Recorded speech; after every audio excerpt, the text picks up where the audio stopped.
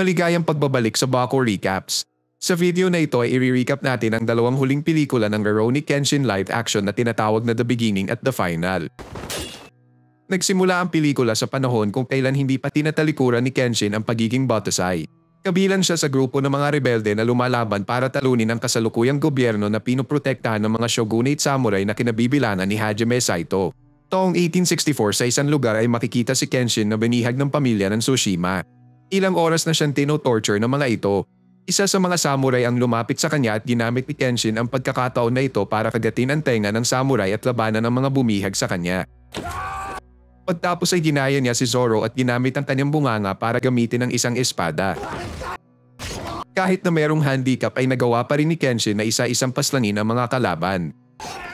Nang makawala siya sa pagkatali ay mas tumindi ang panganib niyang dala kaya naman ay inubos niya ang mga ito at tumakas na sa lugar. Lumipas ang ilang oras at dumating na ang Shinsengumi na pinamumunuan ni Hajime Saito para imbestigahan ang massacre na nangyari. Wala siyang duda na kagagawa nito ng mga rebelde dahil ang Tsushima family ay kakampi ng gobyerno.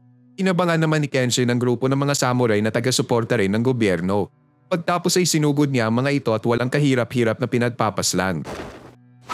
Kahit nasugatan ay biglang bumangon ang isa sa mga samurai na si Kiyo Soto para labanan si Kenshin. Agad siyang hiniwa at pinabagsak ni Kenshin ngunit pinipilit pa rin niyang bumangon. Ayaw niyang sumuko dahil meron siyang minamahal na fiancé at malapit na silang ikasal. Sa huling pagkakabangon ay nagawa niyang hiwain ang pisngi ni Kenshin bago siya tuluyang paslangin. Kinabukasan ay nakita niyang umiiyak ang fiancé ni Kiyo Soto ngunit hindi niya nakita ang mukha nito. Sa parehong araw ay pumunta si Kenshin sa sikretong pahingahan at kainan ng mga kasapi niyang rebelde. Pagtapos ay nag-report siya sa kanilang leader na si Kagoro at sinabing successful ang naging misyon niya. Natuwa naman si Kagoro at sinabing mag-ingat na lang sa Shinsengumi lalo na't palakas sila ng palakas. Nang umalis si Kenshin ay naalala ni Kagoro ang nakaraan kung saan nagre-recruit pa sila ng mga kasapi na gustong labanan ang gobyerno. Makikitang maraming gustong sumali sa kanilang pagre-rebelde. Kasama na si Kenshin na minaliit ng isa sa mga gustong sumali. Hinamon siya nito sa isang laban ngunit tumanggi si Kenshin. Lumapit ang isa pang leader ng mga rebelde na si Shinsaku at binigyan si Kenshin ng espada. Pagtapos ay sinabihan niya ang dalawa na maglaban. Napahiya ang mayabang na lalaki at namangha naman si Shinsaku sa pinakitang teknik ni Kenshin. Namangha rin si Kagoro kay Kenshin at simula noon ay naging interesado na siya kay Kenshin. Madalas niyang binibigyan si Kenshin ng mga assassination mission at matagumpay naman niya itong nagagawa lahat. Gayunpaman nagtataka si Kagoro kung bakit sa dami-dami ng mga pinaslang ni Kenshin ay tila ba meron pa ring natitirang kabutihan sa kanyang puso. Balik sa kasalukuyan pumunta si Kenshin sa isang bar para uminom ng alak. Habang umiinom ay naalala niya si Kiyo Soto at tila ba nakakaramdam na siya ng konsensya sa kanyang ginawa nang maisip niya na meron itong naiwang mahal sa buhay. Biglang may dumating na isang magandang babae na nagngangalang Tomoe. Umupo siya sa isang lamesa na malapit kay Kenshin. Hindi nagtagal ay lumapit ang dalawang lasing na kalalakihan at tinalok si Tomoe na makipag-alam yun na. Narindi si Kenshin sa ingay ng dalawa at sinabihan sila na lumabas na sa lugar. Hindi niya alam na bad trip ang dalawa at inabangan siya sa labas para patayin. Naramdaman ni Kenshin ang presensya ng isang asasin at sinabihan ng dalawa na umalis. Biglang sumulpot ang asasin na si Murakami at mabilisang pinaslang ang dalawa. Agad niyang inatake si Kenshin at naglaban na ang dalawa. Hindi nagtagal ang laban at mabilis na napaslang ni Kenshin si Murakami. Nang hinugot niya ang kanyang espada ay hindi niya napansin na nasa paligid lang pala si Tomoe at nasaksihan ang buong pangyayari. Naligo siya sa dugo at nahimetay dahil dito. Napilitan si Kenshin na dalhin siya sa kanilang sikretong pahingahan. Kinabukasan nakita niya si Tomoe na tumutulong na sa mga gawain sa lugar. Nagkita ang dalawa at nalaman na niya sa wakas ang pangalan ng babae. Sinabi ni Kenshin na bumalik na siya sa kanyang bahay dahil delikado ang lugar na ito. Ngunit tumanggi si Tomoe at sinabing wala na siyang bahay o pamilya na babalikan. Maya-maya ay nag-usap ang dalawa at tinanong ni Tomoe kung kaya ba siyang patayin ni Kenshin kung sakaling bunutan siya nito ng espada. Hindi nakasagot si Kenshin sa kakaibang tanong na ito. Kinagabihan nakarating na kay Kagoro ang balita tungkol sa assassination attempt ni Murakami kay Kenshin. Dahil dito ay nagsuspetsya siya na baka may traidor o espiya sa kanilang grupo. Si Kenshin naman ay sinimulan na ang kanyang bagong assassination mission para paslangin ang iba pang taga-suporta ng shogunate. Lumipas ang maraming araw na ginagawa ni Kenshin ang misyon na ito habang sinusulat naman ni Tomoe sa kanyang diary ang mga nangyayari sa kanyang buhay araw-araw. Isang gabi, naabutan ni Tomoe si Kenshin na hinuhugasan ng dugo sa kanyang mga kamay. Nilapitan niya si Kenshin at binigyan ng towel. Sa gabi-gabing paglabas niya para sa kanyang misyon ay napalapit na si Tomoe kay Kenshin. Lumipas pa ang maraming araw ay mas lalong naging close si Tomoe kay Kenshin. Kaya naman pinagsuspechahan siya ni Kagoro at pinaimbestigahan kung siya ba ang espiya, ngunit wala naman silang nakalap na ebidensya. Sa parehong araw, binigay naman ni Arai Shako ang isang espada at sinabing para ito kay Kenshin. Kinabukasan nagpasama si Tomoe kay Kenshin sa isang nagaganap na fiesta. Nang makita niya ang kasiyahan ng mga tao ay tinanong ni Tomoe kay Kenshin kung sulit ba ang pagkitil niya ng mga buhay para sa mga rebelde. Sinabi ni Kenshin na gagawin niya ang lahat para mapabagsak ang kasalukuyang gobyerno at magkaroon ng mas payapa at maunlad na buhay ang lahat ng tao sa Japan. Samantala, nahuli ng Shinsengumi ang isang miyembro ng mga rebelde. Dumating si Saito at napag-alaman nila mula sa nabihag ang plano ng mga rebelde na sunugin ang palasyo at nakipin ng Emperor ng Japan. Dahil dito, agad nilang sinimulan ng isang operation para hulihin o patayin ang lahat ng mga rebelde. Habang naglalakad ay nilapitan si Kenshin ni Izuka at sinabi na alam na ng Shinsengumi ang kanilang plano at kasalukuyan na nilang nilusob ang pinagtataguan ng mga rebelde. Nagmadaling tumakbo si Kenshin sa lugar para tulungan ang kanyang mga kasapi laban sa Shinsengumi. Ang mga Shinsengumi naman ay nakarating na sa lugar kung saan agad nilang inatake at pinaslang ang mga rebelde. Umalagang iba sa kanila at tumakas naman ang iba. Hinabol naman ng Shinsengumi captain na si Soji Okita ang mga tumakas at isa-isang pinaslang. Nang papaslanin na niya ang isa sa mga ito ay biglang dumating si Kenshin. Nagkita ang dalawa at nagsimula na ang matinding laban. Parehong magaling ang sword techniques ng dalawang samurai na ito. Sa huli ay inatake na si Soji ng kanyang sakit na tuberculosis pero pinilit pa rin niyang lumaban. Bago pa man matapos ang laban ay dumating si Saito kasama ang kanyang mga tauhan para tulungan si Soji.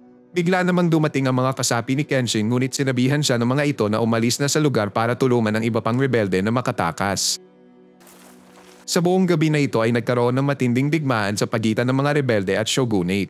Lumipas sa mga sumunod na araw ay nagawa ng mga Shinsengumi na pahinain at pakontiin ang puwersa ng mga rebelde sa lugar. Walang nagawa ang mga rebelde kundi tumakbo at magtago. Maging si Kenshin ay naging mas alerto dahil kahit anong oras ay maaari siyang mahuli ng Shinsengumi. Sa isang gabi pa nga habang natutulog si Kenshin ay nilapitan siya ni Tomoe. Mabilis siyang nagising at bumunot ng kanyang espada. Nang makita niya na si Tomoe lang pala ito ay nagulat siya at humingi ng tawad. Sinagot rin niya ang tanong noon ni Tomoe kung kaya ba siyang patayin ni Kenshin kung sakaling bumunot siya ng espada. Sinabi ni Kenshin na hindi niya ito makakayanang gawin. Hindi nagtagal ay natunton na ng puwersa nila Saito ang pinataguan nila Kenshin. Nahuli nila ang ibang mga rebelde ngunit nagawa ni Kenshin na itakas si Tomoe sa lugar. Kinabukasan, nakipagkita si Kenshin kay Kagoro sa isang secret spot. Doon ay sinabi ni Kagoro kay Kenshin na magtago muna sa isang safe house hanggang sa gumanda-ganda ang sitwasyon. Nakiusap rin siya kay Tomoe na samahan si Kenshin doon para merong mag-aalaga sa kanya. Nang umalis si Kagoro ay kinumbinsi ni Kenshin si Tomoe na tanggapin na ang utos. Sinabi niya na poprotektahan niya si Tomoe sa abot ng kanyang makakaya habang sila ay nagsasama.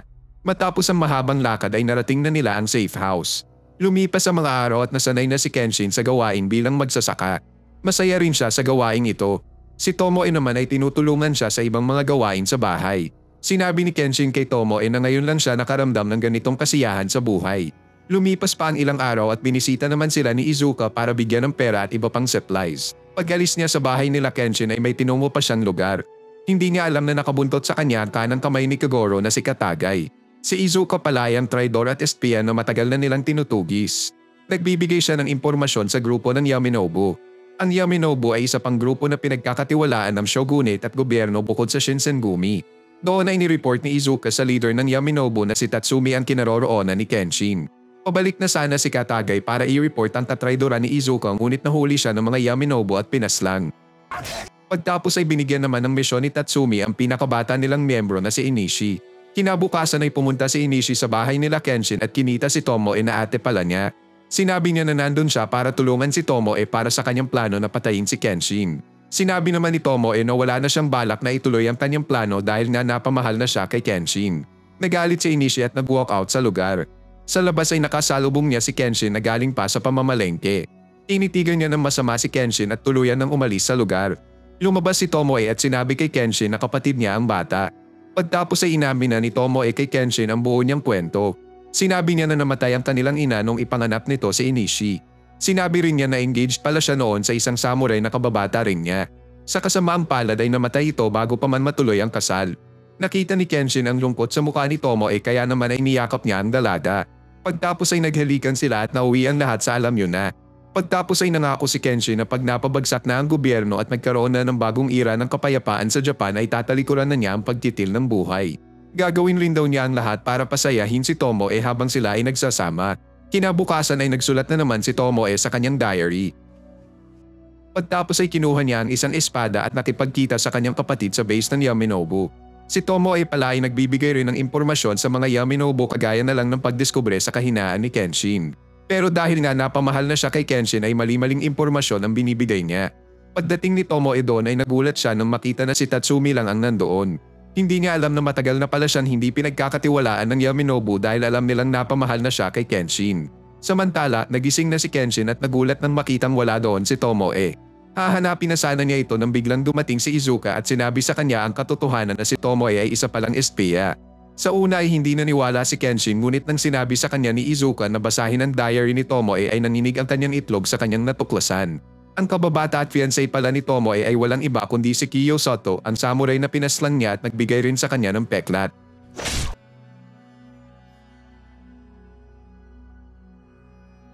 Dahil dito ay nagkaroon ng labis na kalungkutan sa loob ni Kenshin. Ang babaeng minamahal pala niya ay may binabalak na paghihiganti. Hindi niya alam na totoo pala ang pagmamahal sa kanya ni Tomoe. Pagtapos ay sinabi ni Izuka ang kinaroroonan ng Yaminobu Group kung saan matatagpuan niya si Tomoe. Na-realize naman ni Tomoe na kaya wala doon ang ibang membro ng Yaminobu ay dahil sinimulan na nila ang plano para paslangin si Kenshin. Dahil dito ay sinubukan niyang atakihin si Tatsumi ngunit madali lang siyang napabagsak nito. Si Kenshin naman ay nanghihinang naglakad papunta sa lokasyon na ito nang biglang tamaan siya ng mga pana sa katawan. Nagulat siya nang makita ang Yaminobu member na si Nakajo. Sinubukan niyang umilag sa iba pang pana nang biglang mahulog rin siya sa iba't ibang patibong na inihanda ni Nakajo para sa kanya.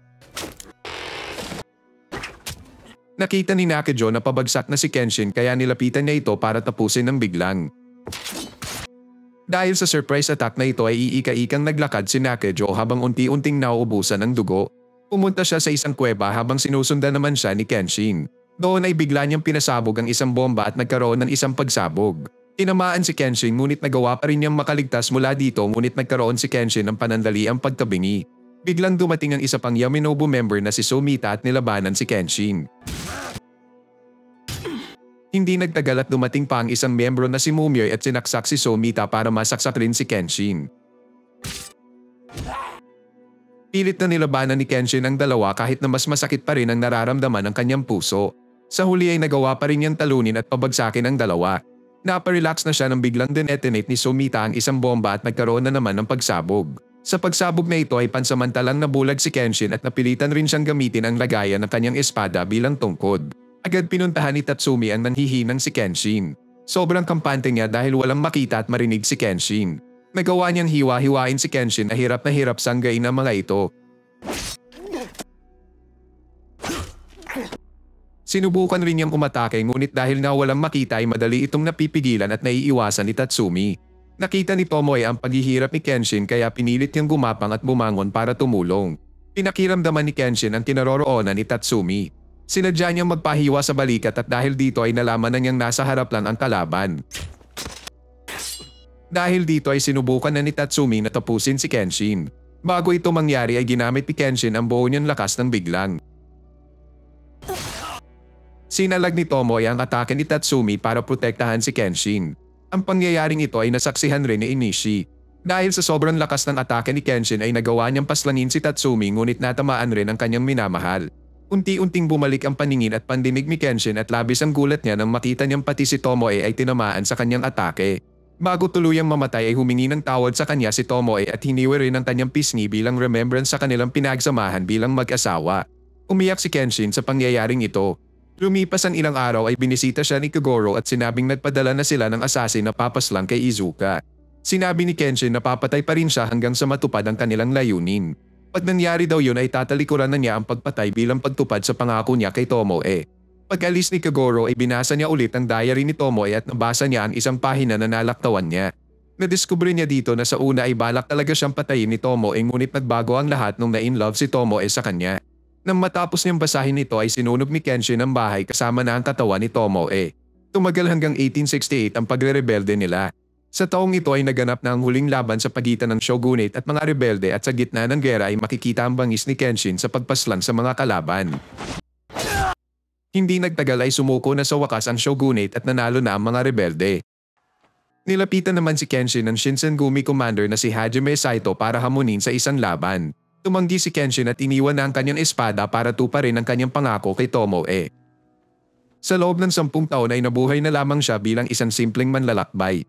Taong 1878 ay nakilala niya ang kanyang mga bagong kasama na sila Sonosuke, Yahiko, Megumi at Kaoru. Gamit ang kanyang espada na baliktad ang talim ay nagawa niyang protektahan ang kanyang mga kaibigan ng walang tinikitil na buhay. Taong 1879 sa isang train station ay makikita natin ang isang police operation na pinamumunuan ni Hajime Saito para arestuhin ang isang Chinese mafia boss na si Enishi Yukishiro. Madami ng krimen sa Enishi kagaya na lamang ng ilegal niyang pagbebenta ng mga armas sa Japan.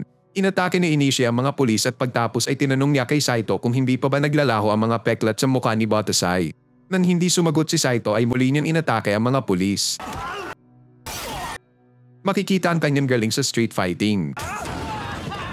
Dahil dito ay nagkaroon ng matinding kabuluhan sa train station. Kalmadong nilapitan ni Saito si Enishi at nagkaroon ng sandaling laban sa pagitan nilang dalawa. Bago pa man tumagal ito ay sumuko si Enishi sa buong kapulisan. Hindi nagtagal ay pinalaya rin si Enishi sa kulungan dahil si Enishi pala ay isang makapangyarihang mafia boss sa China at malakas ang kanyang tapit sa gobyerno.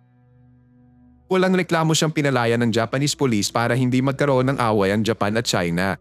Samantala, kinuha ng gobyerno ang serbisyo ni Cho para kumuha ng impormasyon kay Enishi. Sila Kenshin naman ay masayang nagbabonding at kinagabihan ay kumain sila sa paborito nilang restaurant. Nang mabusog sila ay naglakad sila sa labas. Hindi nila alam na nasa paligid pala si Enishi at ang kanyang mga tauhan para sa kanilang balak. Lahat sila ay may matinding galit kay Batasai. Sinuot ni Yogo ang arm cannon at ginamit ito para pasabugin ang restaurant na kinainan nila Kenshin. Nagulat sila Kenshin at ilan pang sandali ay nagpatulong ang isang pulis kay Kenshin para puntahan ang lugar na pinagsususpetsahan nilang pinanggalingan ng pagsabog. Pinuntahan nila ito ngunit wala silang nakita kundi ang isang sulat na nagsasabing parusa. Sinabi ni Kenshin kay Saito na karaniwang ginagawa ito ng mga assassin matapos nilang paslangin ang kanilang target. Sinabi naman ni Saito kay Kenshin ang patungkol kay Enishi na nagtanong kung naglaho na ba ang mga peklat niya sa pisngi. Bumalik si Kenshin sa Kamiya Dojo at nagkaroon siya ng konting ideya kung sino ba ang Enishi na tinutukoy ni Saito. Sila Megumi naman ay tinapos na ang kanilang panggagamot sa mga biktima ng pagsabog. Sa sumunod na gabi habang nagre-relax sila Kenshin at Sonosuke ay biglang may pulis na dumating sa lugar at hiningi ang tulong ni Kenshin. Sinabi niya na inatake ng mga masasamang loob ang dojo ng mga pulis. Nagmadali ang dalawa na puntahan nito ngunit sa daan ay may pulis na nagsabi na inatake rin daw ang bahay ng police chief. Kaya naman naghiwalay sila Sonosuke at si Kenshin para tulungan ang kapulisan. Sa police dojo ay makikita natin si Inoue Tenmon na madaling inubos ang buong police samurai.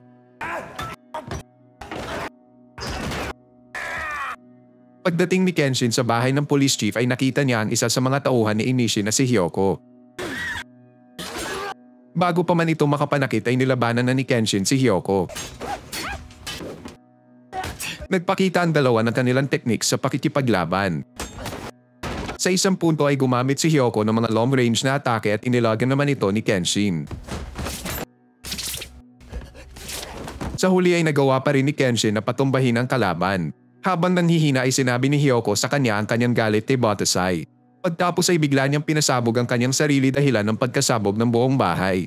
Sinisi ni Kenshin ang kanyang sarili dahil maraming inosente ang nadadamay mula sa mga taong naghihiganti sa kanya. Si Sonosuke naman ay hindi na naabutan ng panggugulpi ni Tenmon sa police dojo. Inabot na ng umaga sa paglalakad pa uwi si Kenshin. Doon ay nakasalubong pa niya si Enishi sa daan. Sinabi niya na siya na ang nakababatang kapatid ni Tomoe at dahil nasaksihan niya ang pagkamatay ni Tomoe mula sa espada ni Kenshin ay nagkaroon na siya ng matinding galit kay Kenshin. Nagpatuloy si Kenshin sa paglalakad pa uwi habang nanghihina dahil naiisip niya na marami pang mga inosente ang madadamay. Binigay naman ni Cho kay Saito ang impormasyon patungkol sa kinaroroonan ng base ni Enishi. Pagtapos ay umalis siya para kumalap pa ng karagdagang impormasyon. Sa base naman ni Enishi ay dinalaw siya ng Chinese politician na si Wu Heixin para ipaalala ang kanilang kasunduan. Kapalit ng tulong ni Heixin ay ipapamana ni Enishi sa kanya ang kanyang mafia group. Pag-alis ni Heixin ay naalala ni Enishi ang panahon kung kailan sinabi sa kanya ni Tomoe na wala na siyang balak ituloy ang plano na patayin si Kenshin. Kinabukasan ay kinwento na ni Kenshin killer Kaoru ang patungkol kay Enishi. Kinwento niya na si Enishi ay kapatid ng yumao niyang asawa na si Tomoe. Sinabi niya na nagsimula ang lahat ng ito nang masaksihan ni Inishi ang aksidenteng pagkapaslang ni Kenshin sa minamahal niyang ate. Nagulantan ang lahat sa kanyang kwento. Imbis na magselos si Kaoru ay nalungkot lang siya sa sinapit ng love life ni Kenshin. Samantala, nahuli ni Inishi si Cho na kasalukuyang ninanakaw ang kanyang espada habang kumakalap ng impormasyon. Imbis na magalit ay nakuha pa niyang asarin si Cho sa kanyang pagkatalo kay Kenshin. Nagalit si Cho at naglaban ang dalawa. Binisita naman nila Misao at Aoshi sila Kaoru para ibigay ang diary ni Tomoe. Ito ay nakuha nila mula sa isang pare na nakapulot nito nang sunugin ni Kenshin ang bahay nila ni Tomoe. Sinabi ng pare na ibigay ito kay Kenshin. Samantala, inimbestigahan nila Saito ang isang lugar na nasusunog. Nagulat sila na isa pala itong patibong ni Heishin para bigyan ng oras sila Inishi sa paggawa ng kanilang plano. Ginawa ni Saito ang lahat ng kanyang makakaya para lumaban hanggang sa makuyog siya ng mga mafia. Sa parehong gabi habang sakay-sakay ang isang hot air balloon ay nagpakalat sila Inishi ng letra na nagsasabing parusa. Pagtapos ay kinabit na ni Hyogo ang kanyang arm cannon at pinasabugan ang buong lugar. Pagtapos ay nagsidatingan ng mga tauhan ni Inishi para sakupin ang lugar. Nagtulong sila Aoshi at Misao na isa-isang patumbahin ang mga ito. Nandoon rin sa malapit ang tauhan ni Inishi na si Mumioy. Nabuhay pa pala siya matapos matalo kay Batasai. Nagkaroon ng saglit na laban sila Aoshi at Mumioy. Kumanga si Mumioy sa galing ni Aoshi ngunit si Batasai talaga ang hinahanap niya kaya naman ay pinasabog niya ang buong lugar. Niligtas ni Aoshi ang isang residente at dahil dito ay nagtamo siya ng pinsala sa katawan. Pinalitan naman ni Hyogo ang kanyang arm cannon ng arm machine gun at hinanap si Kenshin. Nang makita niya si Kenshin ay agad niya itong niretrat ng mga bala. Mabilis na umilag si Kenshin mula sa mga ito. Pagtapos ay nagsimula na ang laban ng dalawa. Sa huli ay agawan ni Kenshin na pabagsakin si Hyogo hanggang sa mahuli siya ng mga pulis. Samantala sa Kamiya Dojo ay makikita natin si Inishi na dala-dala ang bangkay ni Cho na natalo pala sa laban nila. Na-realize ni Sanosuke na siya si Inishi kaya naman ay nilabanan niya ito. Gayunpaman mas malakas na street fighter pala si Inishi kaysa sa kanya. Kaya naman ay madali siyang natalo sa laban at nagtamo ng nakamamatay na pinsala. Lumipas ang ilang oras matapos maubos ang mga kalaban ay bumalik si Kenshin sa Kamiya Dojo. Doon ay natagpuan niya na halos mamatay na si Sanosuke mula sa kanyang pinsalang natamo. Sinabi niya na kanidnap ni Inishi si Kaoru. Nag-alala siya ngunit napulot niya mula sa bunganga ng bangkay ni Cho ang isang mensahe na nagsasabi kung saan niya dinakip si Kaoru. Doon ay nagising si Kaoru at sinubukang tumakas sa lugar ngunit agad siyang natagpuan ni Inishi. Tinanong siya ni Kaoru kung matutuwa ba si Tomoe sa mga pinaggagawa niya.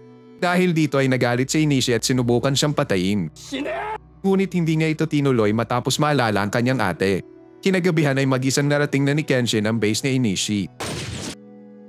Doon ay buong tapang niyang nilusob at nilabanan ang buong puwersa ng Chinese Mafia Group ni Inishi.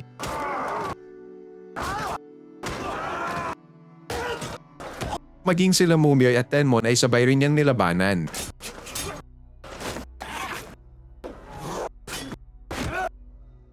Gayunpaman ay nahirapan siya dahil matitibay ang mga ito at nakakabangon pa rin mula sa kanyang mga atake. Buti na lang dumating si Misao kasama ang Oniwa Bansho para ipaghiganti si Aoshi dahil sa ginawa ni Mumioy. Dumating rin ang mga pulis kasama si Saito. Kahit na hindi pa magaling ay pumunta rin sa lugar si Sanosuke at tinulungan si Kenshin na wasakin ang nakasaradong pinto. Sama-sama nilang nilabanan ang mga kalaban. Pinasok ni Kenshin ang lugar at nagulat siya nang salubungin siya ng mga baril at nahulog sa patibong ni Heishin. Pagtapos ay nabigla rin si Kenshin nang makita niya si Sojiro Seta na binayaran rin pala ni Heishin para paslangin siya. Samantala, nilabanan ni Saito si Tenmon. Sa huli ay nagawa niya itong talunin matapos gamitin ang kanyang signature na atake. Si Misao naman ay nakatagpo na ang nanakit kay Aoshi na si Mumioy. Naglaban ang dalawa. Sa huli ay nagawa ni Misao na talunin si Mumioy matapos niya gamitin ang isang special attack na natutunan niya mula kay Aoshi. Samantala, sinugod na ni Sojiro si Kenshin ngunit nagulat siya nang biglang atakihin nito ang tauhan ni Heishin. Kinamusta siya ni Sojiro at sinabing nagkaroon na pala siya ng matinding respeto kay Kenshin matapos niyang matalo sa laban nila noon. Nagtulong ang dalawa para talunin ang buong mafia.